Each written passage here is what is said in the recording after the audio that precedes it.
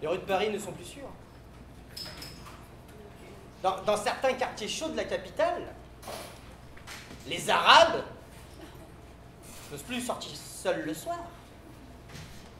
Tenez, mon nouvel épicier, monsieur Rachid Cherkaoui, s'est fait agresser la nuit dernière dans le 18e. Moi, je l'aime bien, monsieur Rachid Cherkaoui. Il est arrivé dans le quartier il y a environ 6 mois de ça. Il venait de racheter le fonds de commerce de monsieur et madame Lefranc, qui périclitait. Ah bah, faut dire que pendant les heures d'ouverture de l'épicerie, madame Lefranc allait se faire pétrir par le boulanger, tandis que monsieur Lefranc, lui, en profitait pour aller boucher la bouchère. Le reste du temps, notre cher monsieur sera tatiné sur des enfilades de ballons de muscadet au rendez-vous Montmartre 3, en compagnie de monsieur le roi, le boucher. Ah bah, les deux hommes s'estimaient mutuellement.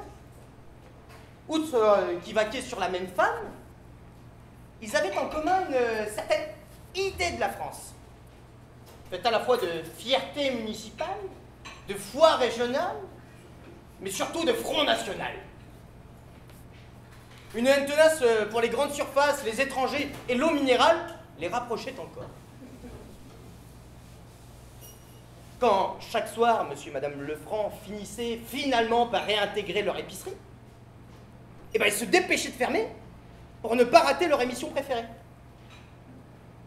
Tant et si bien que les clients éventuels, lassés de poireauter pour ces deux poireaux, avaient fini par reporter leurs instincts légumiers crépusculaires vers les grandes surfaces. « Femme, dit un soir monsieur Lefranc, sur un ton solennel qui ne lui était pas coutumier. Nous sommes pris à la gorge par le gros, à la solde de ces putains de foutus d'étrangers. Merde, bordel de merde, femme, on va devoir vendre l'épicerie. » Madame Lefranc opina du sous-chef, car c'était une femme réservée. Hélas, bien sûr, l'épicerie, personne n'en voulait.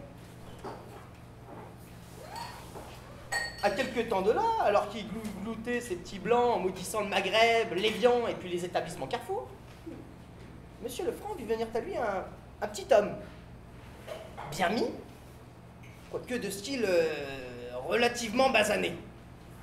« Bonjour monsieur, » dit le petit homme. « Vous êtes bien monsieur Lefranc ?»« Bah merde, qu'est-ce qu'il me veut ce putain de melon ?» lança monsieur Lefranc, prenant la salle à témoin de l'outrecuidance de l'intrus. Je vous prie de m'excuser, monsieur Lefranc. Je ne suis pas un melon, je suis épicier. J'ai entendu dire que vous cédiez votre bail et ça m'intéresse, voilà tout. Bah bordel de merde, dit monsieur Lefranc en tapant du poing sur la table. Ça me ferait vraiment chier de voir un putain de feignant de bico dans mon magasin. Plutôt crever, va te faire foutre, connard. Après s'être brillamment exprimé, monsieur Lefranc se dit qu'il ne tomberait pas 2 fois sur pareil gogo. Et dès le lendemain, en toute discrétion, il signait la cession de son bail. Puis il prit le train à Montparnasse pour aller finir ses jours dans sa villa en Morbihan, Kermankampf, en compagnie de madame Lefranc, qui se consolait déjà de son ultime étreinte dans le pétrin, en caressant le projet d'aller barater le crémier de la rue du Varech de Quimperlot les 2 crêpes. Ah bah on n'entendit plus jamais parler d'eux. Dans le quartier, on est très content de notre nouvel épicier. Pour des feignants, c'est impressionnant de voir à quel point les épiciers arabes se lèvent tôt et se couchent tard. C'est à se demander à quel moment ils regardent la télévision. Le dimanche, par exemple, monsieur Rachid ne ferme pas son épicerie tant que tout le quartier n'est pas rentré du week-end. Pour nous, c'est vachement pratique. Dimanche dernier, eh ben, il était 11h du soir passé, il manquait une connerie qui vous manque le dimanche soir, c'était quoi? C'était un pain et une salade. Et ben l'épicerie était encore ouverte. Il était en train de jouer au domino en arrière-boutique avec un autre Marocain qui lui ressemblait beaucoup.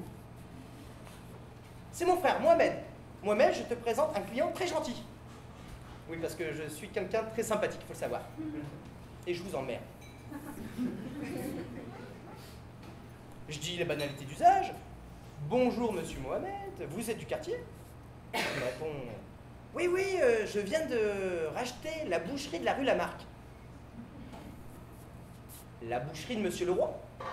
Car je m'étonnais que monsieur Leroy, qui partageait la même fierté, le même foie et surtout le même front que monsieur Lefranc, ait consenti lui aussi à céder son bail à un individu de type non gaulois mais vachement prononcé. Ah non, au début ça n'a pas été facile, il a fait des difficultés. Reconnu monsieur Mohamed. Il a dit qu'il ne traitait pas avec le melon.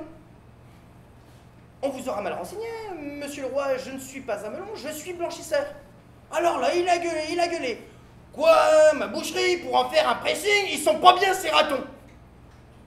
Alors moi j'ai dit, on vous aura vraiment mal renseigné, monsieur Leroy, je vous ai dit que j'étais blanchisseur. Raton laveur, à la rigueur, si vous y tenez. Alors bon, il m'a foutu dehors. Et on signait la cession de son bail dès le lendemain. Je me rappelle que ce soir-là, avant de me laisser repartir avec ma laitue et mon pain, monsieur Rachid avait tenu à me faire goûter un petit vin blanc de l'année qu'il venait de recevoir. Un peu vert, mais vachement fruité. Lui-même ne s'en était servi qu'un fond de verre, car comme il dit, faut que je fasse gaffe, je suis moitié musulman, moitié diabétique. Mais c'est de la connerie ça. Moi je sais très bien que monsieur Rachid, il préfère les bons bordeaux rouges. Ce matin, pour la première fois depuis 6 mois, le rideau de fer de l'épicerie Cherkaoui est resté baissé. Monsieur Mohamed, dans tous ses états, m'a appris que son frère s'était fait hospitaliser avec 10 points de suture au visage. Il avait été attaqué au couteau, à la nuit tombée, par des inconnus. Alors, monsieur Mohamed et moi, nous sommes allés chez le fleuriste d'à côté, faire l'acquisition d'une poignée d'anémones, et je l'ai accompagné à l'hôpital. Les rues de Paris ne sont plus sûres.